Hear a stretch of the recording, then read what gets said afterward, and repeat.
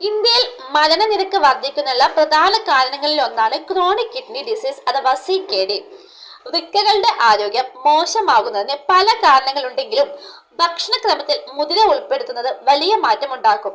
മുതിരയിൽ അടങ്ങിയിരിക്കുന്ന ഉയർന്ന അളവിലുള്ള നാരുകൾ കുടലിന്റെ ചലനം സുഗമമാക്കുകയും ദഹനം വേഗത്തിലാക്കാൻ സഹായിക്കുകയും ചെയ്യുന്നു. കൊഴുപ്പ് കുറവായതിനാലും നാരുകൾ കൂടുതലുള്ളതിനാലും തടി കുറയ്ക്കാൻ ആഗ്രഹിക്കുന്നവർക്ക് മുതിര മികച്ച ഭക്ഷണമാണ്. രക്തത്തിലെ പഞ്ചസാരയുടെ അളവ് നിയന്ത്രിക്കാൻ മുതിര സഹായിക്കും. മുതിര ആരോഗ്യത്തിന് ഏറെ നല്ലതാണെങ്കിലും ചില സാഹചര്യങ്ങളിൽ ഇത് ദോഷകരമായി ബാധിക്കാൻ സാധ്യതയുണ്ട്. അമിതമായ ചൂട് മുതിര ശരീരത്തിൽ ഉഷ്ണമുണ്ടാക്കുന്ന ഒരു ഭക്ഷണമാണ്. അതിനാൽ വേനൽക്കാലത്ത് മുതിര അമിതമായി കഴിക്കുന്നത് ശരീരതാപം വർദ്ധിപ്പിക്കാനും അസ്വസ്ഥതകൾക്കും കാരണമായേക്കാം.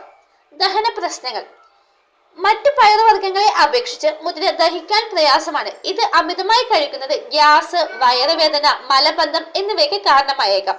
മുതിര നന്നായി കുതിർത്ത് വേവിച്ച് ഉപയോഗിക്കുന്നതാണ് നല്ലത്. ഗർഭിണികൾ ശ്രദ്ധിക്കാം. ഗർഭകാലത്ത് മുതിര അമിതമായി കഴിക്കുന്നത് ഒഴിവാക്കണം. ഇതിലെ ഉഷ്ണ സ്വഭാവം ഗർഭസ്ഥ ശിശുവിനും അമ്മയ്ക്കും ചിലപ്പോൾ അസ്വസ്ഥതയുണ്ടാക്കാം. ഡോക്ടറുടെ നിർദ്ദേശപ്രകാരം മാത്രം ചെറിയ അളവിൽ ഉപയോഗിക്കാം. ശരീരഭാരം കുറവുള്ളവർ മുതിര ശരീരത്തിലെ കൊഴുപ്പ് കുറയ്ക്കാൻ സഹായിക്കുന്ന ഒന്നാണ്. അതിനാൽ അമിതമായി മെലിഞ്ഞവരോ പെട്ടെന്ന് തടി വയ്ക്കണമെന്ന് ആഗ്രഹിക്കുന്നവരോ മുതിര പതിവായി കഴിക്കുന്നത് ഗുണകരമാക്കില്ല. യൂറിക് ആസിഡ് വർധനവ് മൂലം സന്ധിവേദന ഉള്ളവർ മുതിര നിയന്ത്രിക്കണം. മുതിരയിൽ അടങ്ങിയിരിക്കുന്ന ചില ഘടകങ്ങൾ യൂറിക് ആസിഡ് നില വർദ്ധിപ്പിക്കാൻ കാരണമാകും. വയറിൽ അൾസർ ഉള്ളവർക്ക് മുതിരയുടെ ഉപയോഗം ചിലപ്പോൾ എരിച്ചിൽ കൂട്ടാൻ സാധ്യതയുണ്ട്.